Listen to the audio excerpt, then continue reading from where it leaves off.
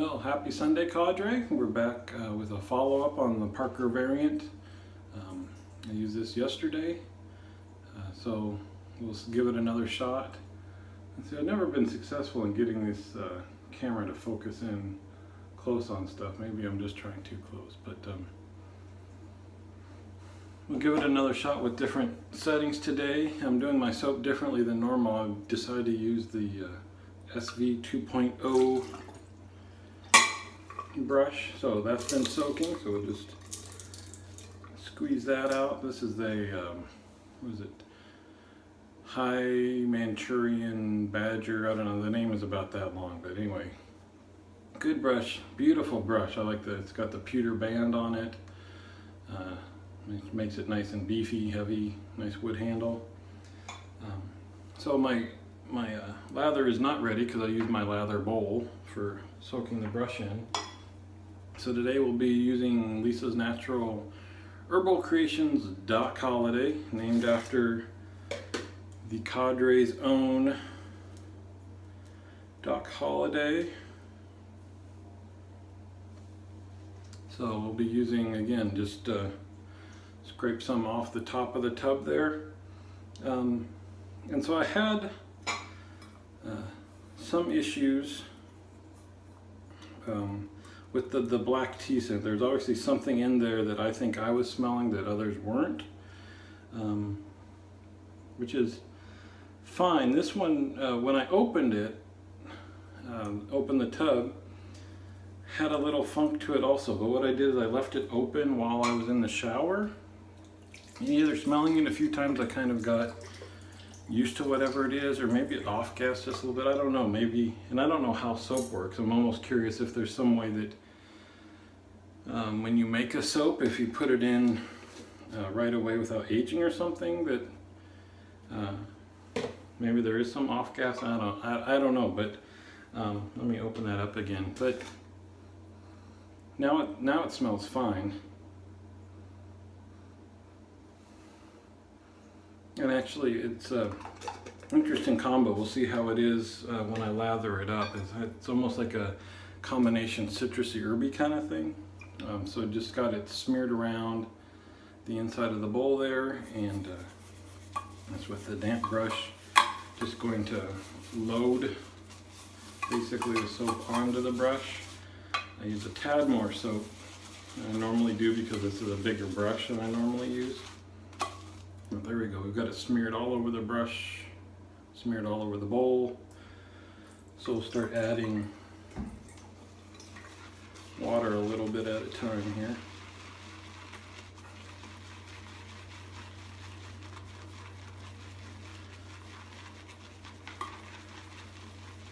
So I think I mentioned this before. When I'm making my lather, I don't have a certain set amount that I use. Let's see if I can show you on camera, but I get a little bit into my hand and we just pour in about that much. So it's whether or not I have 4 fingers or 3 fingers or 2 fingers to add a little bit at a time.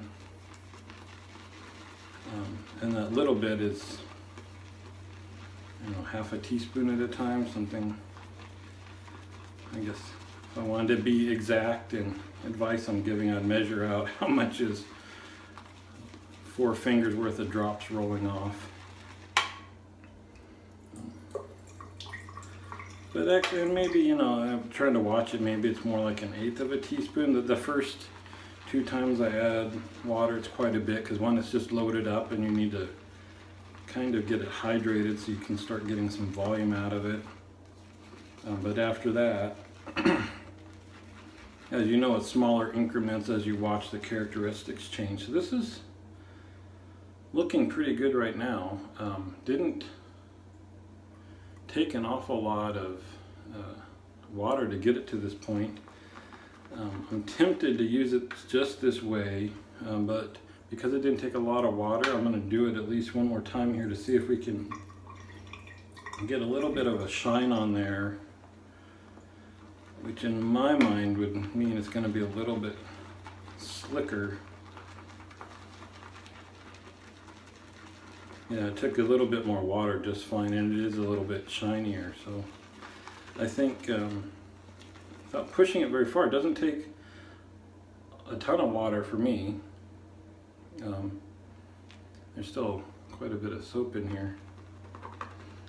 And the water band isn't narrow because I think I could have used it where it was. I'm going to use it here. And I think I probably could add soap 1 or 2 more times and have it be fine, but we'll use that. So I had a late or middle afternoon shave yesterday. It's before noon now, so it's a little bit less than 24 hours growth, I would say. Closer to 20 or 21 hours. But also, the shave I got yesterday with the variant was ultra close. So this is not the amount of growth that I would have normally after a DE shave. This is more of like after a really close RX shave. So there's less soap, or I'm sorry, less whiskers here to remove than most days. Which I don't know if that's a fair test now of the variant, but in terms of testing how it feels on the skin and all that, I guess it doesn't matter what we were at. So we were at, I don't know if you can see the numbers, I was at 2.5 yesterday. So what I'm going to do today to kind of go on the much more conservative side of it, I'll turn it down to 2 for the cheeks. Because I was able to do 2.5 yesterday without too much or no irritation on the cheeks. But it was ultra close, so that's telling me that it was, I don't know, much more aggressive than I normally use. But I'm going to stop there. And I'll crank it down to use on the neck. Now, as I was mentioning, that's kind of a benefit of a adjustable razor. I'll rinse that off. I know some guys don't like to monkey around with changing settings back and forth, but if it's just 2, now it's a 1. Took almost no time. You do have to, so there I kind of had to split up my pass. So I know that the first pass on the neck was not an issue yesterday, but this is feeling super mild. And I have to remember, I just had a habit, I'm giving it a little bit of an angle. But again, because the blade is bent in the head, I need to remember to keep that more perpendicular. So we'll just get through this and see how it feels, because again, it was not the first pass it was an issue on the neck, it was the last one, but we'll just keep this up. We'll crank it back. Let me find my mark. Crank it back up to 2. Do the second pass.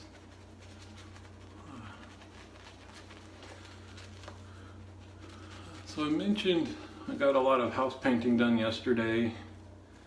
Today was supposed to be kind of another day the same, but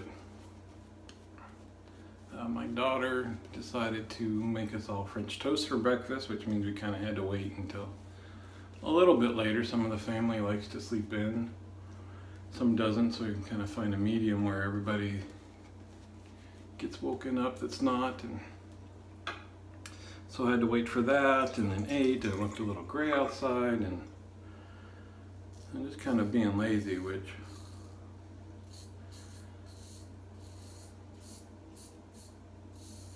I guess the smart play would be to get the darn thing over with, so it's off my mind and off the schedule. But I'm pretty much at the point where everything that's left is going to be up on an extension ladder with a cup of paint and a brush, and slow going, and almost as much moving and repositioning the ladder and getting up there as painting. So just procrastinating. I'm going to crank it back down to 1.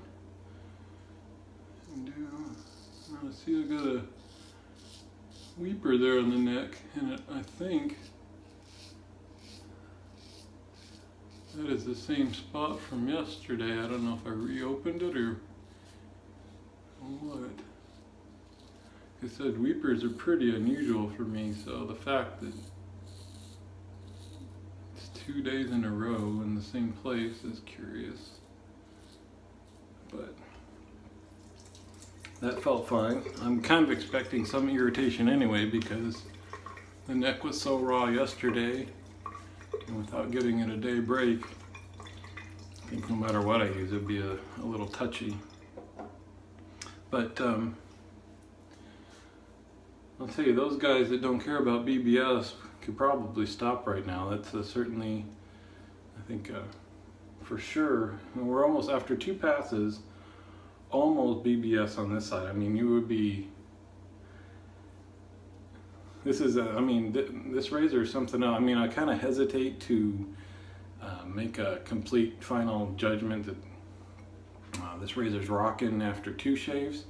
But you saw, if you watched yesterday, the BBS I got with that was the best BBS I've ever gotten off of a DE.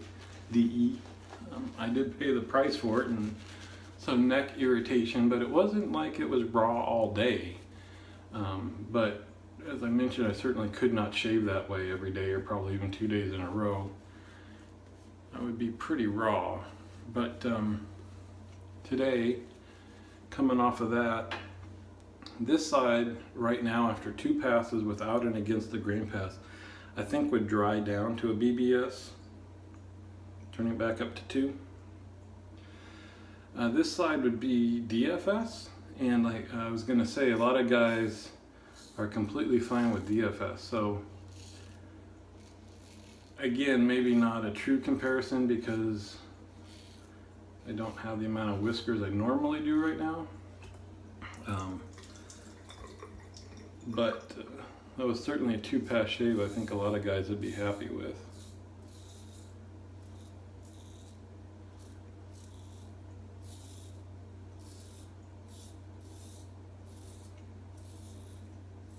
So there's a lot going on in the shave yesterday. I don't think I mentioned.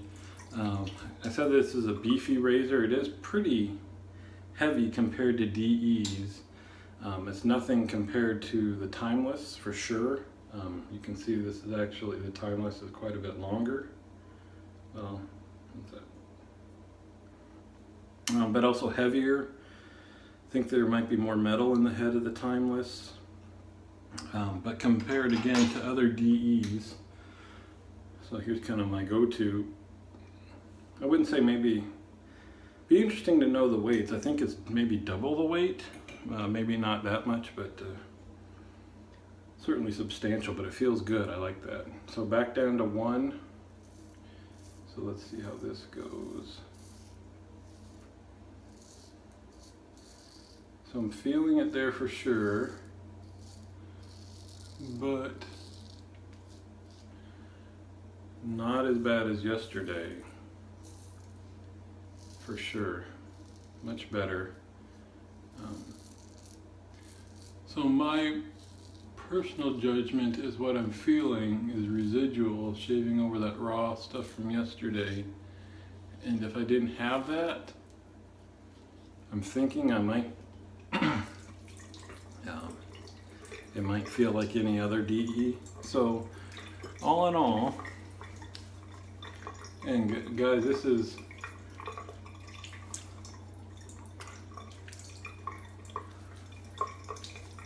nice. So this will dry down to BBS. Pushing on it, like really pursuing the best BBS you could get, it'll dry down to BBS. If I wanted to be as smooth as yesterday, I would do a cleanup against the grain right there, and maybe right there. But that's just nitpicky stuff. My problem area, I can feel a little there. That's going to dry down to BBS. So we're close to what it was yesterday. But I'm impressed. This is still, I think, better than most DE shaves I get. And sometimes even after cleanup. Given I'm still kind of recovering from yesterday, I'm not going to clean that up at all. But like I said, it'll dry down to BBS. And no sting on the cheeks. a little bit, so I was expecting more burn on the neck. So a little bit of burn, which I've mentioned previously I'm hit and miss with no matter what razor I'm using. On the neck, no matter how careful I am, lack of cleanup, a lot of cleanup, it seems just kind of hit and miss if I get no burn whatsoever or some, but this is kind of on the standard end of if I get some alum burn, what it would be like. So far I'm impressed with this one. Not the most expensive. I don't know, I don't read about razors nearly as much as I read about soaps and aftershaves and all that kind of stuff. But I've heard of it. It doesn't certainly get the kind of love as some of the other DEs that are 2 to 4 times the price of it. But so far, I'm impressed. I'm surprised that if people have the same experience I do, I'm surprised we don't hear about the variant more and more people using it. But so I kind of got caught up there in my razor and enjoying my new razor and didn't talk about the soap much and didn't pay attention to it too much, which for commenting on the video of what I think about it is kind of a bummer.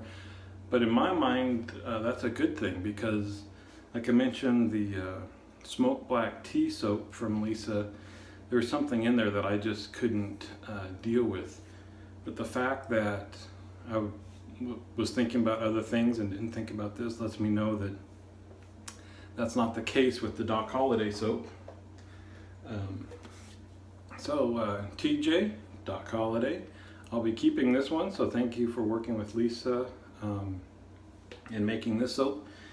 And then hopefully next time I use it, I'll be able to pay a little bit more attention to the scent notes and that type of a thing. But obviously the one thing I did notice that, again, I didn't even think about because I'm used to using high performing soaps, is that the slickness was great.